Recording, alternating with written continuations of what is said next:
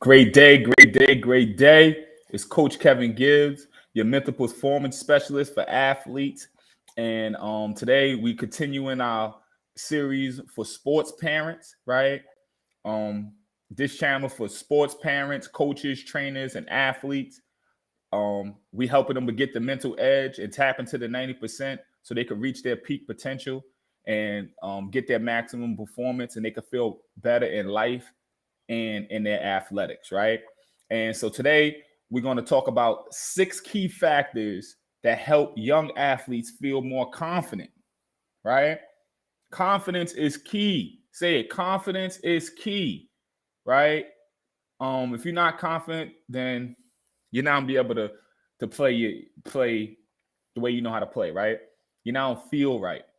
There's something about confidence, right? And confidence could be built. Remember that.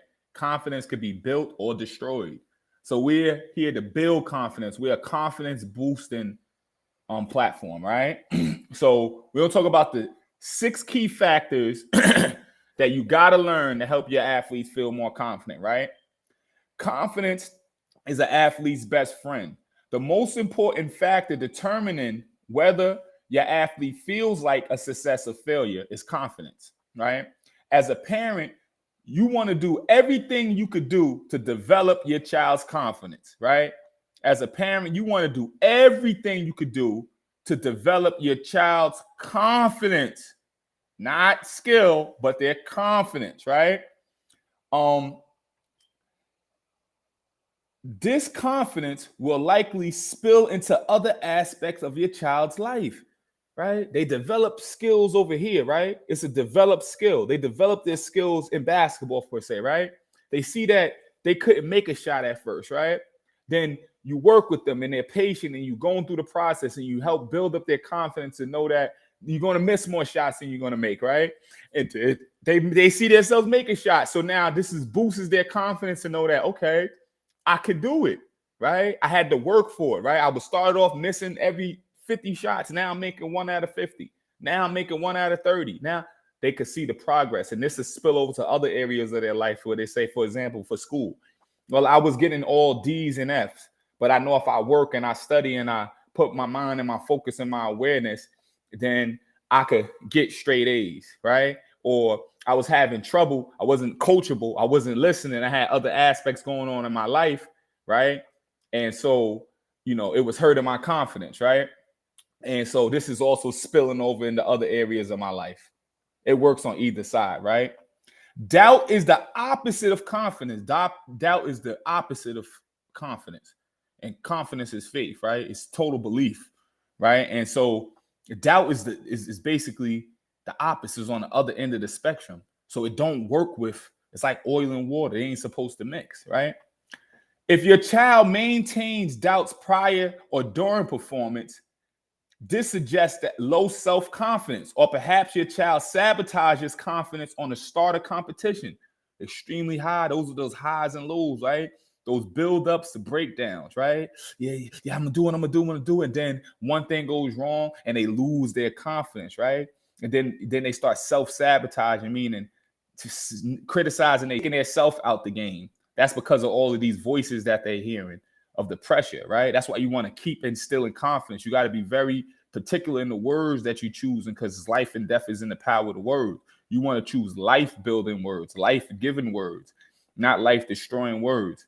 Yeah, you want to be tough and strong, but you got to be conscious, of how to build confidence. And I respect all my coaches, but a lot of them didn't know how to build confidence.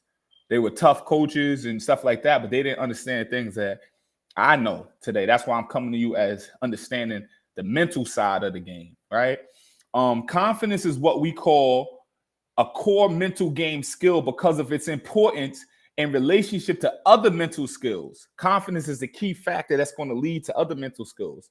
If you start doubting, the mental skills, you're not gonna be able to focus, you're not gonna be able to relax, you're not gonna be able to visualize, you're not gonna be able to do a lot of things if you don't have confidence in the skills that you possess, right? Confidence is an athlete's belief in his or her ability to perform. Some kids get this from being naturally talented athletes. They're the fortunate ones. Others derive confidence from practicing and mastering skills, right? Some things is natural for some people, right? But confidence is a skill, just like shooting, just like anything else. It got to be built. Even if you're naturally gifted, confident person, you still got to build your confidence. Don't get it twisted. You still got to build your confidence no matter what. It's just like strength. Someone could be strong, but you got to build your strength, right? So here are the 6 key factors, right, that help young athletes feel confident. Write these down, right? 6 key factors that help athletes feel more confident, right? Key number 1 is having a supportive parents or support system. Having a good support system, right? Your network is your net worth, right? That goes in athletics as well, right? You want to surround yourself around people, places, and things that's lining up to your goals, your dreams, and your desires, right?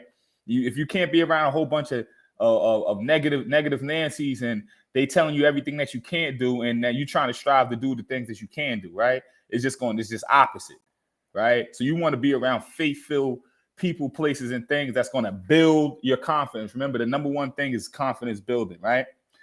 Key number 2 is attending practices, right? Practice makes perfect, right? So as long as you keep practicing, that you have a sense of improvement, right? And then your confidence is high because you're doing everything that you got to do, not just attending practice, but attending and participating in practice at a tense game-like level, right? Just being there is not enough. You got to be intense and involved and locked in.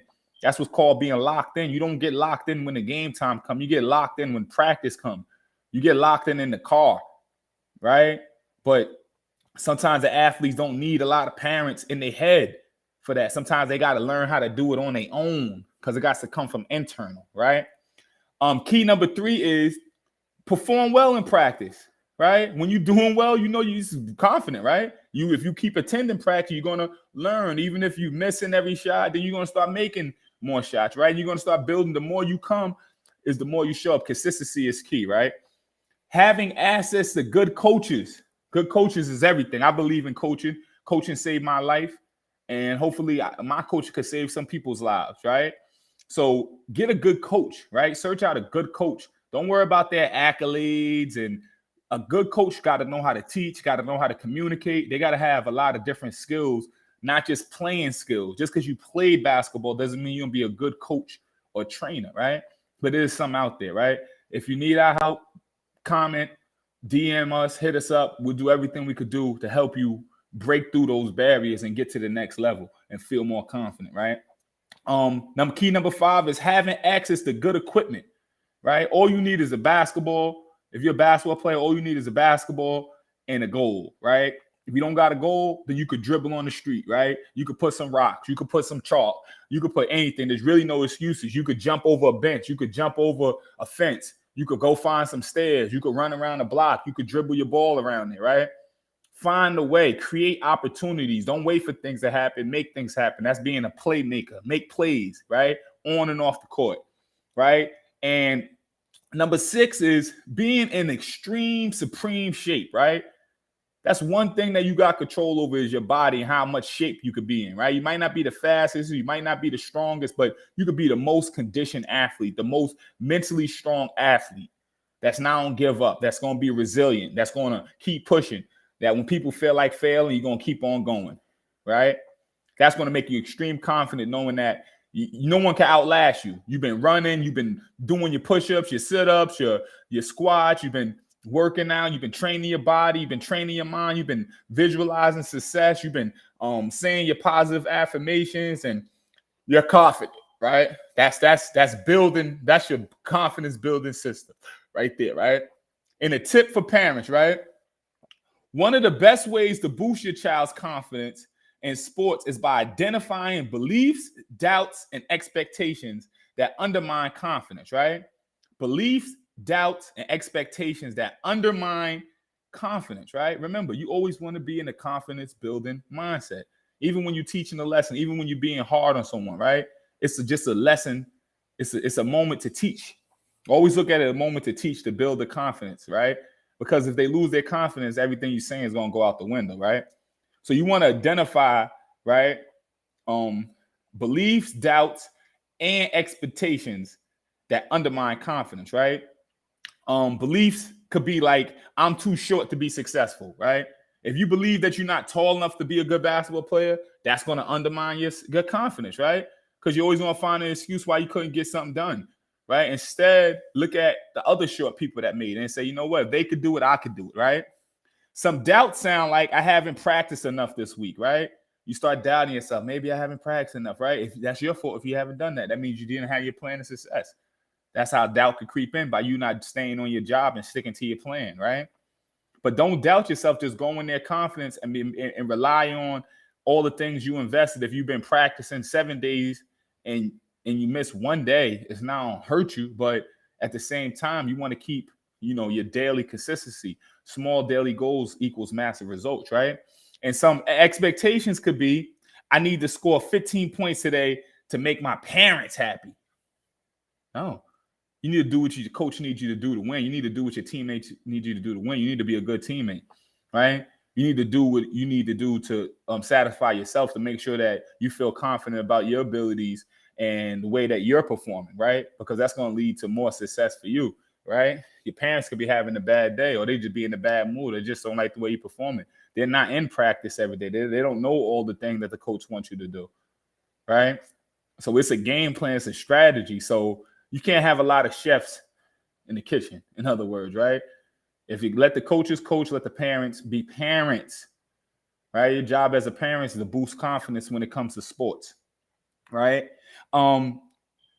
So those are expectations, some doubts, and some beliefs, right? These are all thoughts that undermine confidence. You should help your child identify doubts and beliefs that undermine confidence and encourage them to positive thinking.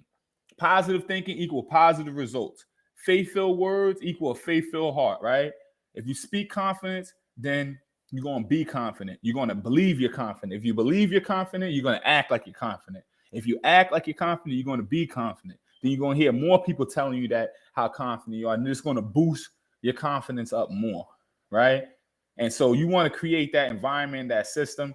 You want to be a parent, a family member, a coach, a trainer, a teammate that's a positive thinker, and that's confirming and affirming positivity and building confidence. You want to be a confidence builder, right? From this day forward, make a vow that you're going to be a confidence builder, not a confidence destroyer, right? Because 70% of kids quit sports by their teens because of bad coaching and negative parents, right? I'm Coach Kevin, your mental performance specialist for athletes. If you like anything I said in this video, please like, share, subscribe, and hopefully you gained a mental edge today and you tapped into the 90% of the mindset. So practice these skills, right? Practice being supportive, attending practice, performing well at practice, right? Listening to your coaches, right? Not making excuses, and getting in the fittest shape possible.